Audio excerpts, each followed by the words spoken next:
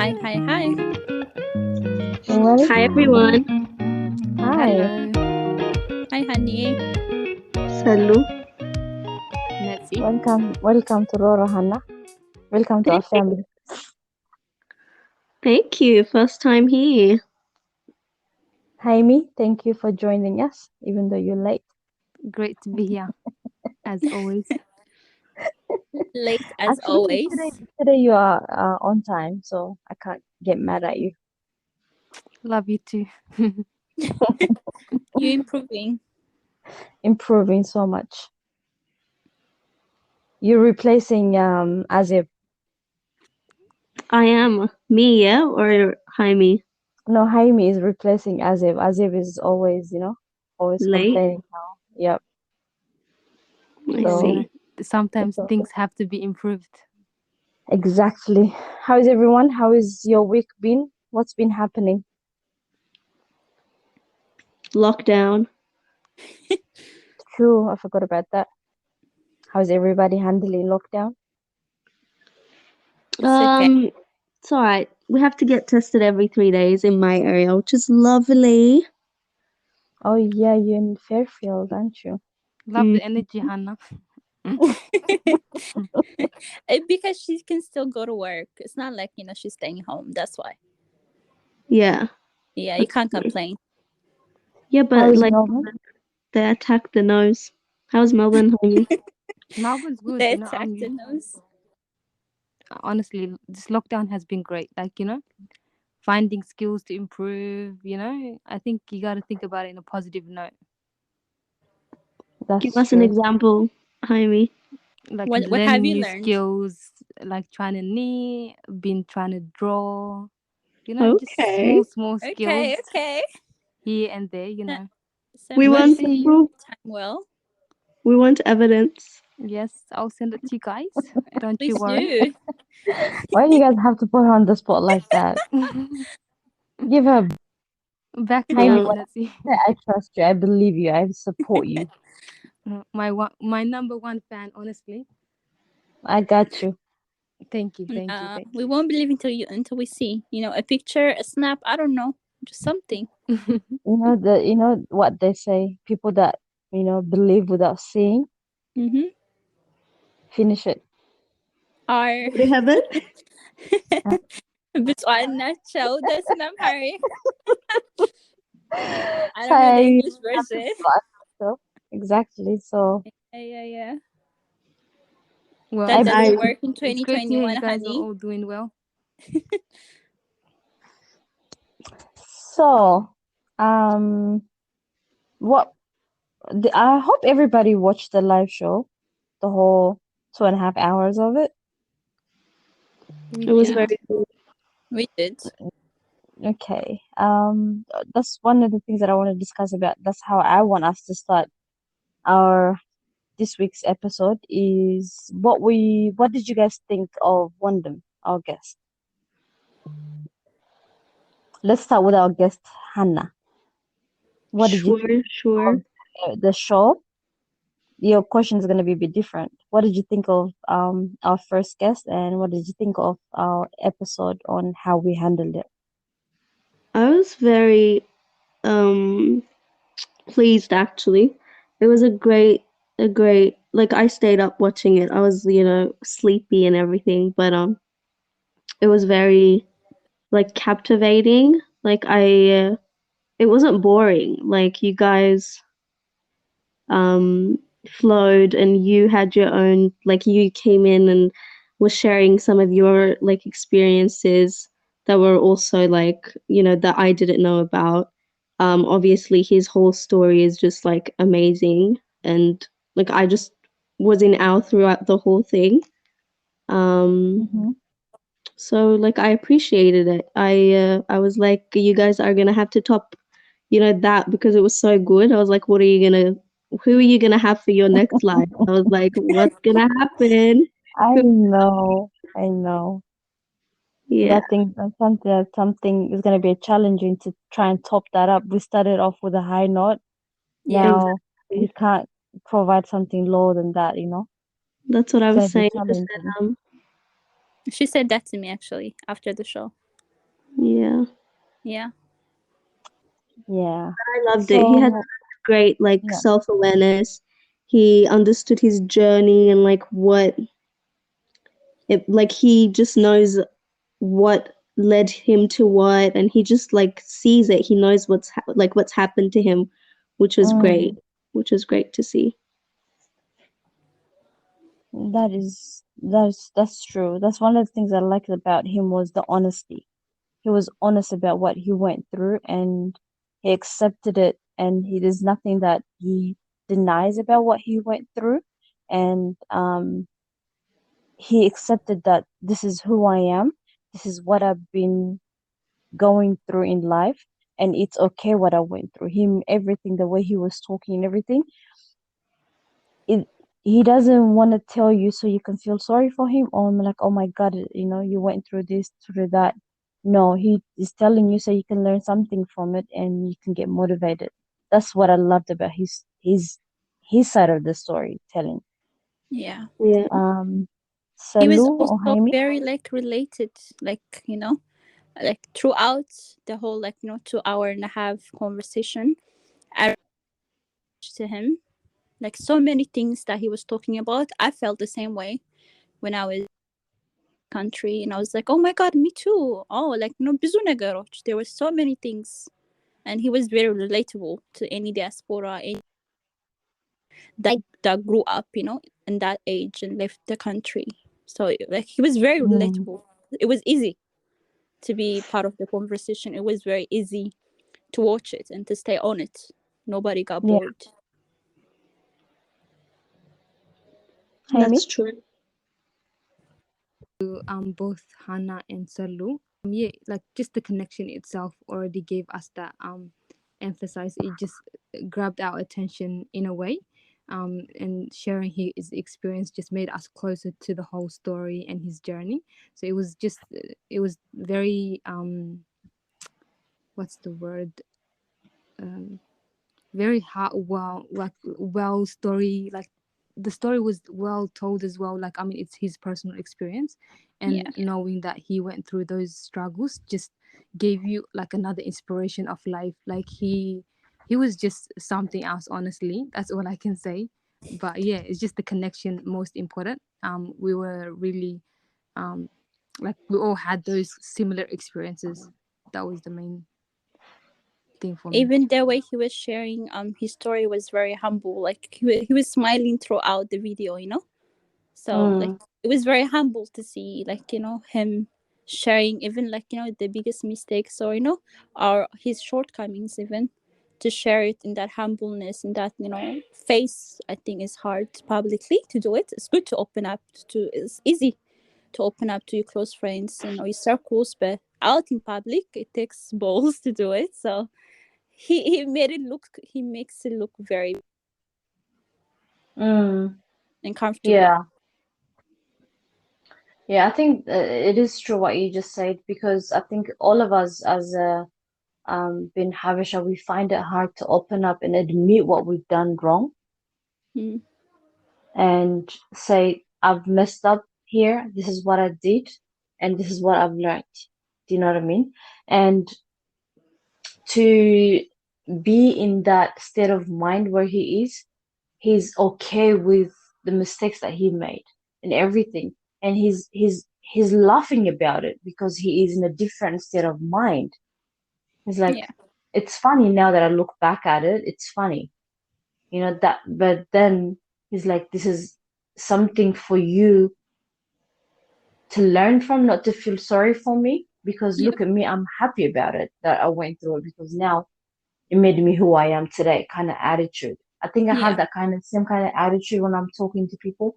I like to tell Mm, people what I went through, yeah. not in a sense where so they can feel sorry for me, but so they know that they can compare what they're going through to what I went through and say, okay, so if you can go through that, I can go through that too, or I can handle it kind of attitude. I want people to have that kind of mentality. And which he had the same kind of mentality, which I loved. Yeah. I used to think it's just me um, that likes to open up and just talks about what I went through. But to find someone that actually can admit what they went through, and it's okay to express it and let people know and be vulnerable to people that you don't even know. As Mm. Salam said, that takes guts, especially Yeah, being a man and Habesha man. yeah. It takes Mm. a lot of Um, balls. It's not. Yeah. Yeah. So Jaime, were as you gonna say something? yeah, Were you gonna say something? I think. who? Jaime? Yeah. no, I was just gonna say, especially the quote that we had in Rora, don't forget how far you've came. I was telling a couple of my young cousins the quote, and they found it really fascinating, the fact that no one actually tells us these kind of stories, and it kind of uplifts you in a way, you know. Mm, And I found that like it felt so, like I felt so grateful that we actually came up with the whole idea as well. I think in the beginning I also said that was my motivation, young youth going through this kind of hardship and not knowing and not having those guidelines. Mm. Mhm. So them hearing that quote like gave them that motivation to just keep going. Like, you know, they're just in high school, finishing schools and figuring out what they want to study or what subjects they want to choose. At the end of the day, those all things don't matter. The main thing is you get experience out of life, and sometimes informing and telling them like, don't forget how far you've came, like look at you where you're at right now, goes a long way for them, you know. Yeah. That's very true. mm, They need to give credit to, how hard they worked so far to get to whatever grade, whatever achievement they got. They worked hard for it, so they need to appreciate, proud of themselves in every aspect of life. yeah. Just Jaime, on regards to what you said to your cousins, I feel like sometimes I know we your biggest motivation when we were discussing about creating Rora was to help the new generation, the young ones, because they don't understand the struggle of being. For me, just hearing you say what you said about what your cousins said, do you think it is the diaspora, the Habesha kids that were born and raised abroad have different kind of mindset than us, the one that came as young to be in diaspora? Do you think there is a gap, there is a bridge between us?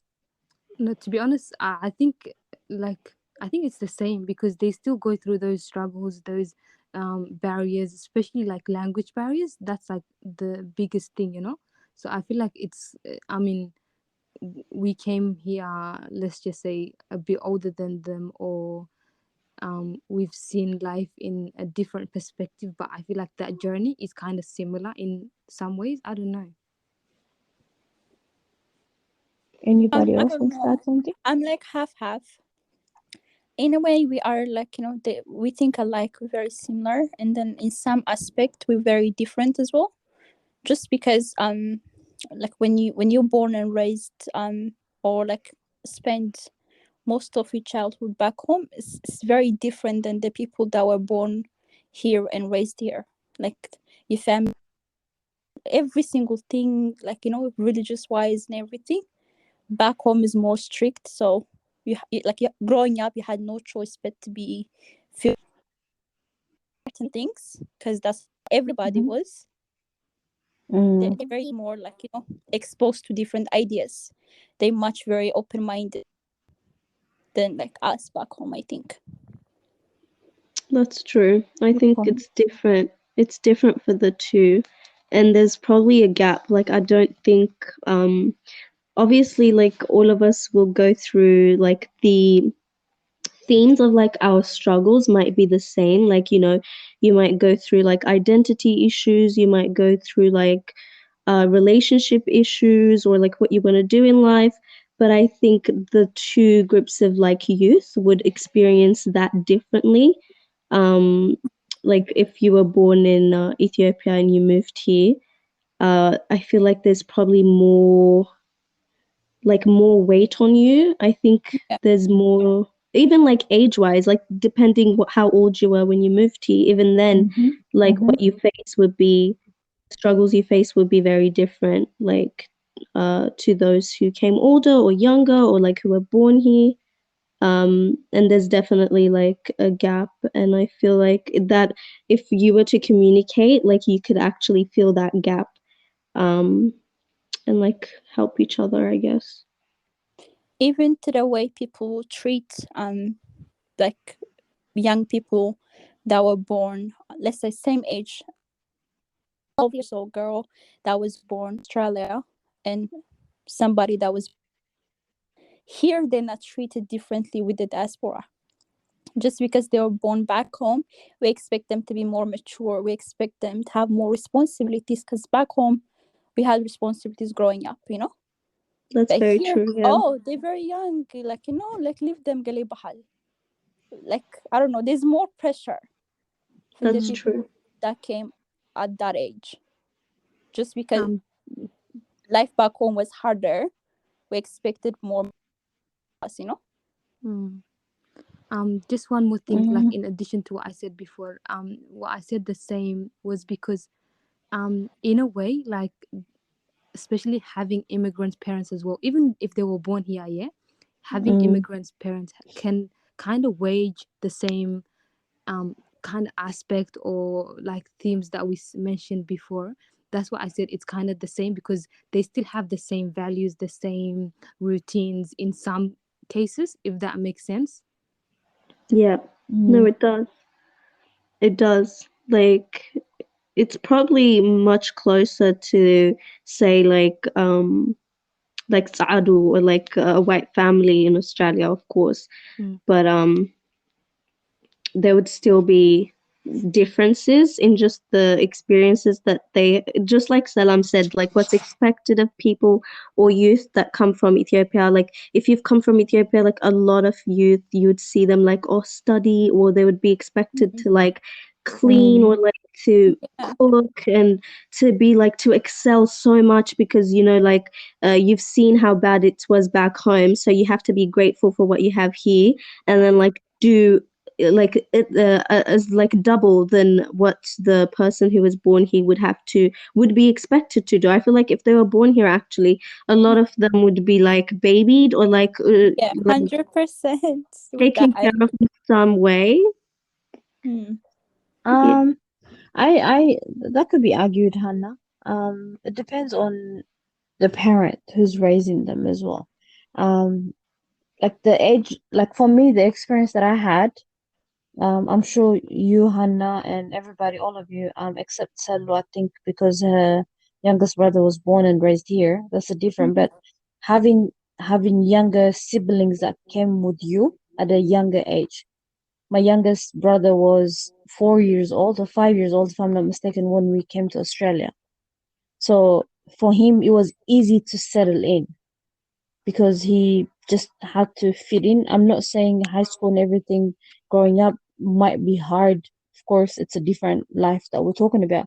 But moving to a different country, the challenges that we talked about on our live show about, that challenges that we face, having younger coming here as a younger person and the person that was born and raised here, the challenges, I don't think it will be the same, is the way I see it. Because if you're born and raised here, at some stage, um, your parents will try and implement what they know into you, into your the Habesha mentality.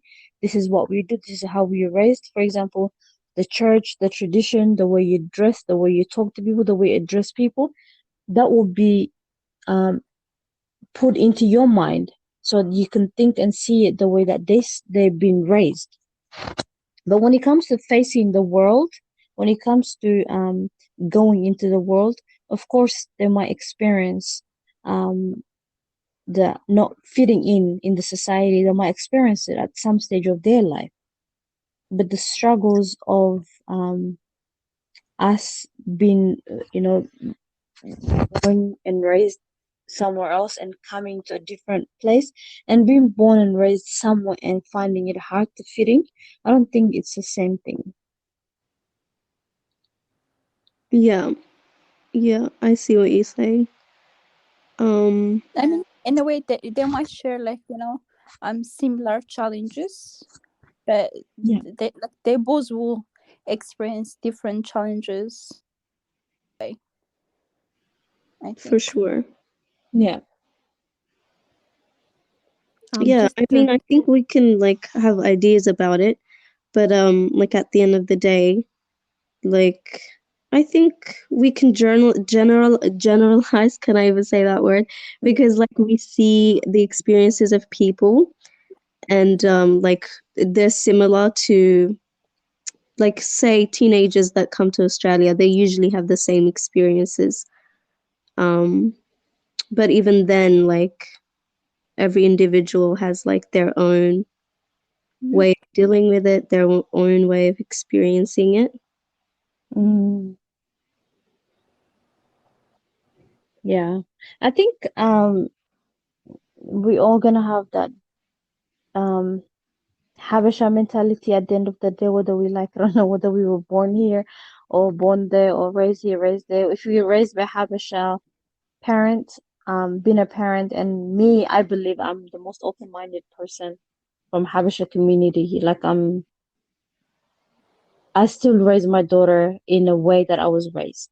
Do you know what I mean? That's something that you can't avoid like because that is subconsciously kind of how, thing. Yeah, yeah, you don't because even know that's that. how you've been raised. You know, I don't even know I do it sometimes. Yeah, And sometimes I'm like, no, I shouldn't do that. That's how I was raised and I didn't like it. What am I doing it? It hits me sometimes.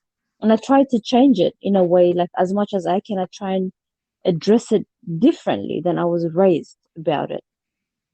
But all I'm trying to say is being raised, regardless of where you are raised, you will always have that mentality where they make you feel like you have to work hard, as Hannah said earlier, you have to study hard or trying to prove much more harder Mm. to your parents' standards. yeah, Just like a quick question kind of thing. Like, would you say that there's like when especially Habish parents give expectations towards their kids, would you say there's like a positive outcome and a negative outcome, or like where would you stand? Like, what's your thoughts? Oof. For me, if I could start, because that is something that I struggled growing up, it has a very negative impact on it, especially if you're an older kid. If you're the oldest of the family, there's Mhm. so much pressure on you that your parents think that you have to act certain way, do certain things in a certain way because your younger siblings are gonna follow your footsteps. That they don't tell you to be your own self, to choose your own path. Of course, they're gonna have to teach you what's right and what's wrong, and teach you to have manners in life. Do you know what I mean? These are the things that parents should teach you. But now that I'm a parent myself, I try and leave that pressure off my daughter. I want her to find her own self. I can only teach her about what I need to teach her about life, what she needs to expect, and how she can come out of it. Like help her through it. I can't decide that for her because as a parent, most of the time, Habesha parents, what the mistake that they make is they make a decision for you. You have to be a doctor, you have to be a lawyer, you have to act this way, you have to be this way, and they expect you to live accordingly. They can't accept failure. Do you know Mhm. what I mean? And that puts so much pressure on the young ones, and that pushes them away to be secretive or lose themselves or lose their identity. And I see that in a lot of young people. Do you know what I mean? So me being a parent now, I try and avoid that. I try and avoid where I make my daughter feel like, oh, she has to act and be a certain way because that's how I want her to be. I hope that makes sense. Yeah. No, that makes sense. It But then, does like, make sense. yeah, like I think sometimes it's I about think both ways. both positive and negative, you mean, Salam? Yeah, yeah. Cause understand why our parents push us, or like have certain standards, because they do want us to have a better life, like then what, like they want us to have the things that they couldn't have, or like Yeah. sometimes they see the potential, they see what we can be, but they don't realize that's not who we want to be. So Mhm. sometimes they do come from a positive side, like from the good heart, of course. They want you to do well and stuff like that. But then I also get when it gets too much, when it gets to the point where you don't want that career, you don't want that degree, you don't want that life or the marriage or whatever they're pushing on you.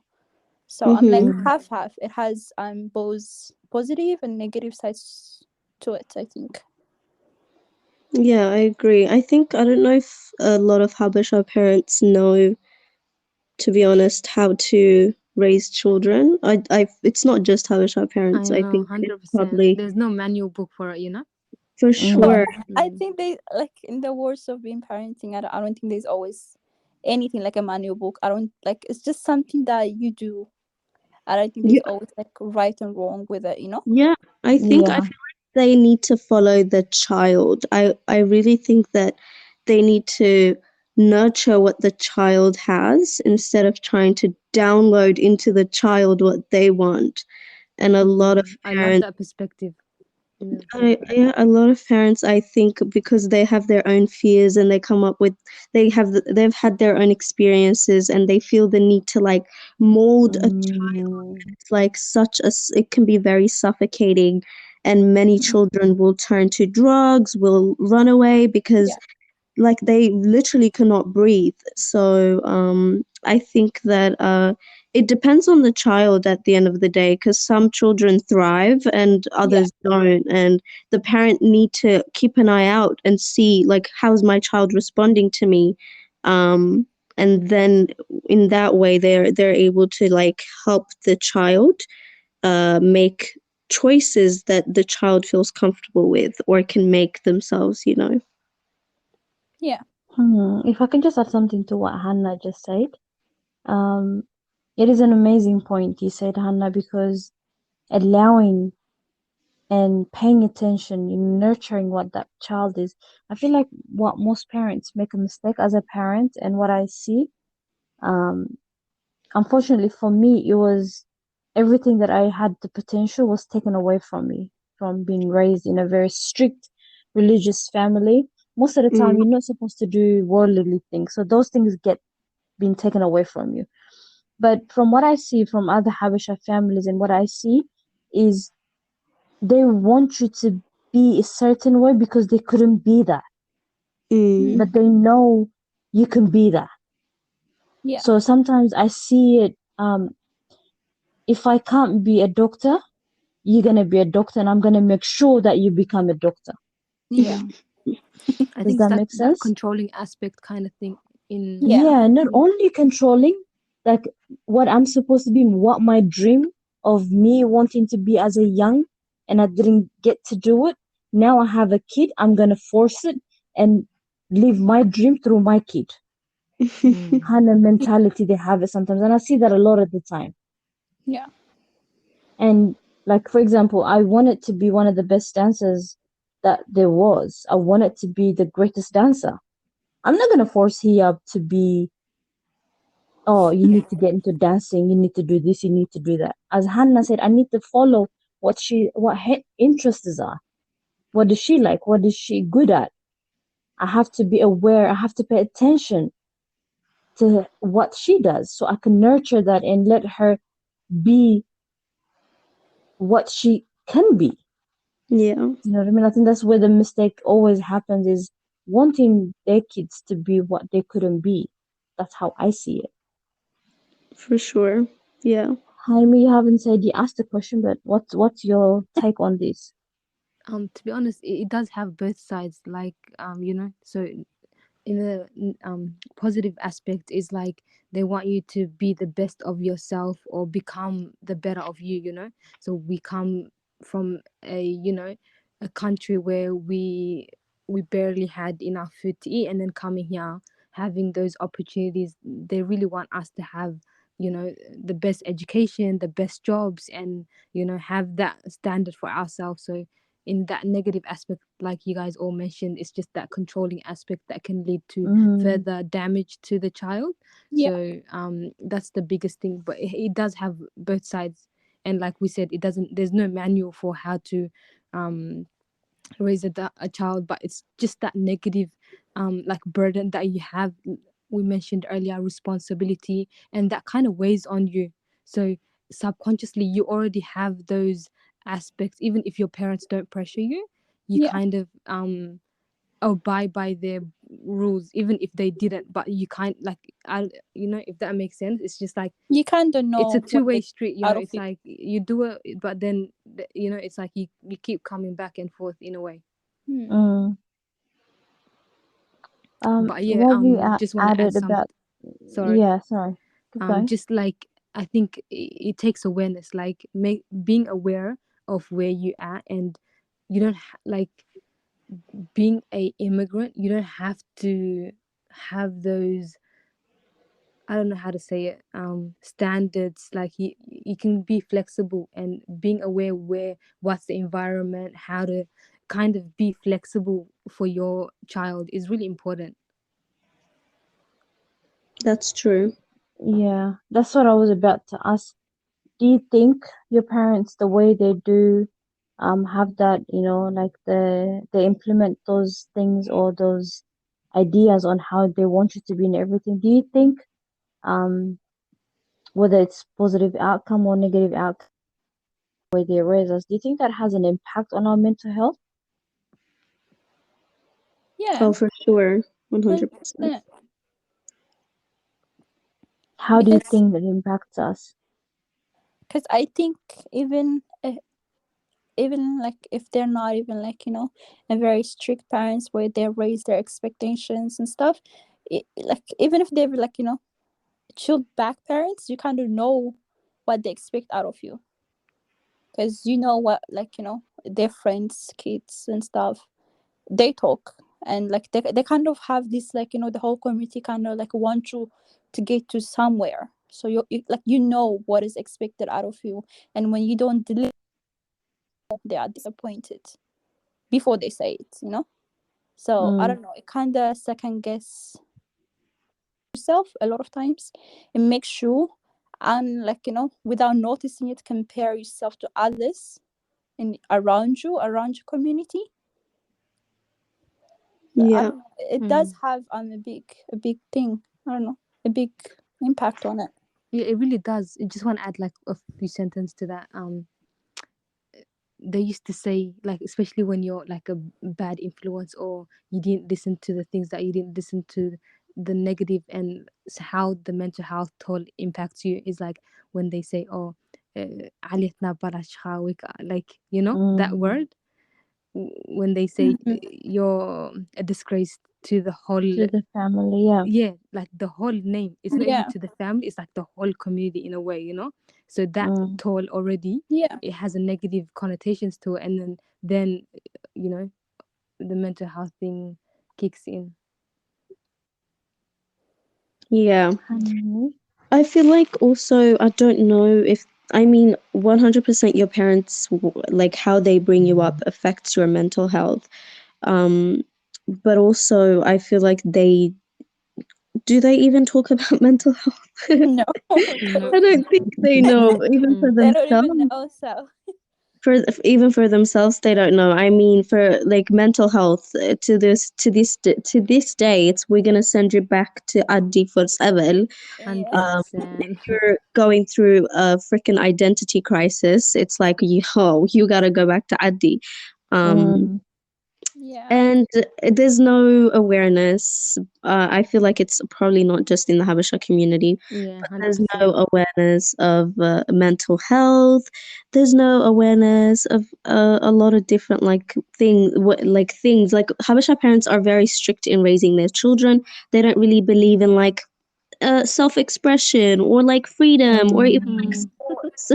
Even like sports are like for what, you know? You can't join sport clubs in like a lot of Habasha, a lot of communities, whereas you see like whites, I feel like they're the most like advanced in that way. Like it's the truth. Mhm. Like they send their children to different activities, they allow them to be somewhat vocal, um and so I think that allows them to have like a lot of release. Like activities give you release, but like if you're going from school home and you have this routine and you're supposed to study for hours, and yeah, it's a bit, Yeah. it's mad. It definitely would have an effect on I your just want to mental add something to Hannah's thing, the sport, especially at a certain age, probably when you turn, like, let's say 10 or 11, but like, مسعبها, that's it, you know, like, قلعة إيو. Soccer, like, قلعة إيو. Like that.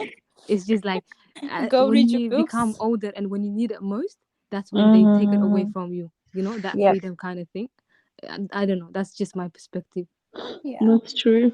that's true. To add my input onto this, that about the mental health aspect, it does mess up who we are as we grow up.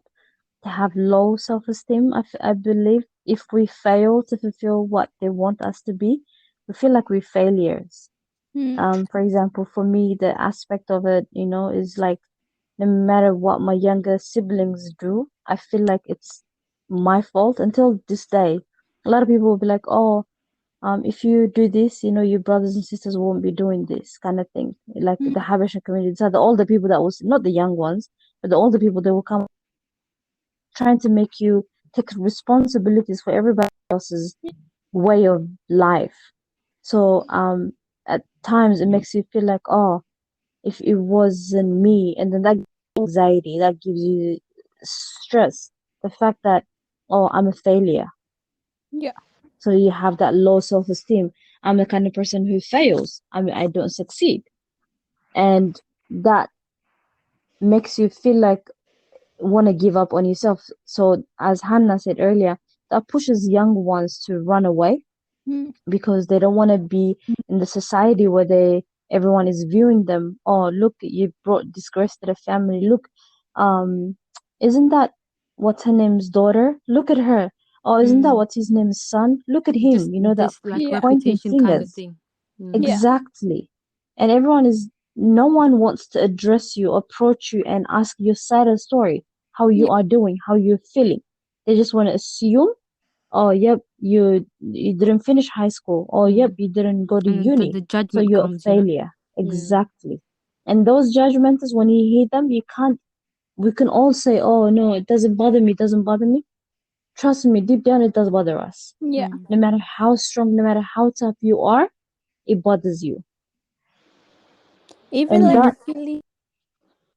I'm sorry. Go ahead. But yeah. Yeah, and I was just gonna say that is the cause of all anxiety and depression.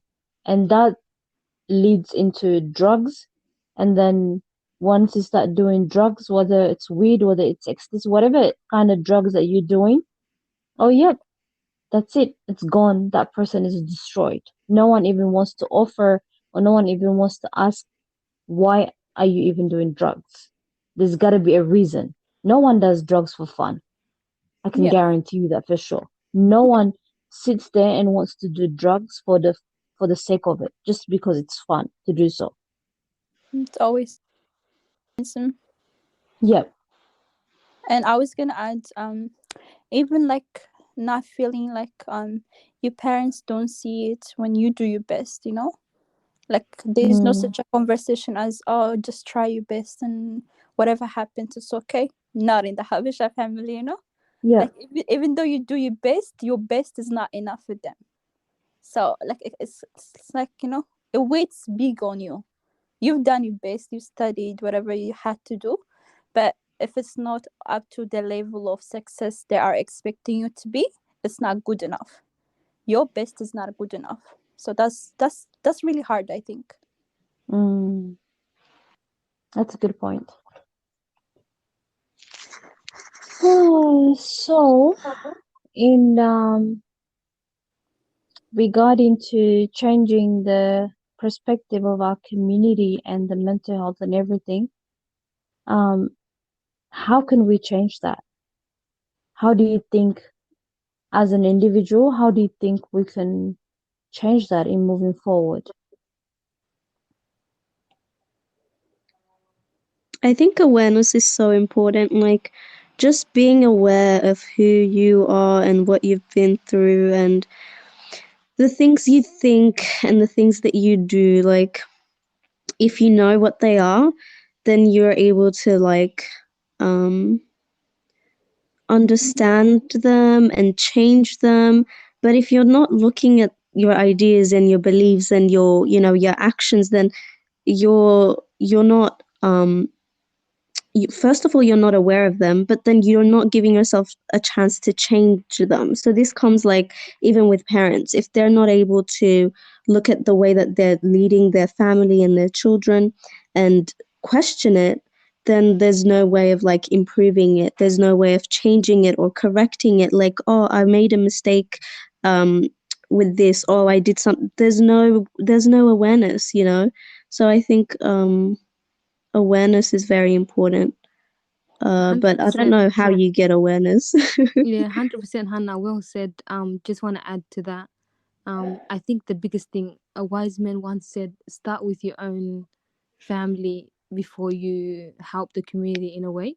Mm, Speaking with your family, like actually having a decent conversation where it's not an argument, like, and sitting down, turning, like you said, Hannah, awareness, turning off your phone, leaving it in the room and going and sitting, having a dinner, or just that conversation.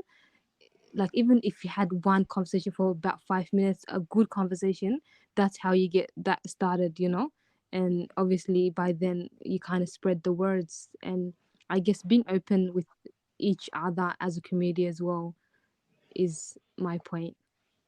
I mean, even like for us, like for the young people, I think, like I guess with my generation, we've been just dealing with it. We never spoke up and stuff like that. But even the young people, they should speak up. They, like, anything shouldn't be forced upon them. They shouldn't just, live with it. They should speak up. Hey, I don't like science. I want to do art. mm, Like, I hate maths. I don't have to become a doctor. yeah. Whatever makes them happy, they have to make sure it's known and it's well said, so that the parents actually know what you want to do. And a lot of times, the young people, we don't speak up. Like, I've never spoke up about my hobbies or the things I like. I just went with it. And Yeah. then, Yeah. like, we actually have to speak up and try to have the conversations. Try to do, yes, being a lawyer is nice, but doing sport is great too. Pays the bill. Like, Yeah. Yeah. tell them, Yeah. Mm. because a lot of I the think times they're not very aware of themselves. So if they're not aware of themselves, we need to make sure they are aware of themselves. We need to help them, basically. Help them help us. Yep. Yep. yeah. If we have younger siblings, like for me, the way I handle it with my brothers, um, is that whenever my parents say something, I'm like, did you ask them? Did you ask what they want? Instead of assuming this is it, this is what they're doing, this is how it's going. Because I've been through that. I think if we have siblings, that's where we can change it. That's us, the ones that we're talking about. We have that power of addressing it and changing it and making our parents be aware of what they're saying and their actions and their consequences. Do you know what I mean? Most of the time, I have a friend that, her parents are very strict and all that stuff. And she's like, she gets so mad. She'll be like, oh, would they rather have me been pregnant or come home late half an hour from my curfew? Literally, that's what Wow. she says. She always gets annoyed. I'm like, just explain to them, be open and tell them exactly how you feel. Yeah. Sometimes when you have a strict parents, even that conversation is not going to change. That's not going to change it. But Yeah. for her to get out of that situation, what I can do is I need to make sure she's mentally okay. and she understands what's going on, and her parents are doing what they think is best for her. Mhm. When you can't change the situation, what we can do is address the young person that is going through it, handle them with care, so they don't get into anxiety, depression, or that self-isolation or self-hatred or feelings, Self low, that or they suicide. or feeling like I'm missing out in life. So what's Yeah. the point of living? You know what I mean? Those are the things, the feelings that push them into suicide, as Jaime just said. Yeah. So to sum it up, So to the yeah, question, we said awareness, talking about it, listening to each Picking up. other. yeah, What else? being aware of Mm, one's feeling. I think whenever we have young ones talking to us, mm, instead of saying yelling or go listen to you, someone's moving. Sorry. So instead of saying, "Oh, your mom said this," listen to her something. We should do our part and listen to them, Yeah. give them an ear, and have a bridge between the older generation and the younger generation. Yeah. Encourage them to speak up as well. Yeah, Yeah. yeah. looks like we have reached towards the end. Yes, it looks like it. Thank you everyone for joining us on our fourth episode, Yeah. and for Thank you. everybody that is joining us on our podcast, do join us on our Instagram live show that happens every second week. Next one is gonna be next week Sunday. Our Instagram account name is Sambat Miss Rora. I'll try and add it into the description of this episode. Yeah. If you guys have any questions, you guys have any comments, do email us or send us on DM on Instagram. We have a YouTube account that is also called Sambat Miss Rora. Do follow us, comment, and give us feedback. Yeah. Yes. As Let we us said, know. this platform is for everybody. Yeah. Yes, And let Salam. us know what you wanna hear next time, what you want us to talk about as well. Yes. Yes. And Anybody thank you, else have Hannah, something else to say? for joining us. We Hanie, really thank appreciate you. you. Our Thanks for special having me, guest. guys. This was fun. Yeah. Thank you for being our second guest, by the way. Oh, actually, our first Our first one guest. here. Really? Yay. Yeah. Yeah. Thanks. You feel special. So, I do. yes. You should. You are. Until next time, we'll see you guys soon. Yes, and stay tuned. Stay tuned. All right. Bye.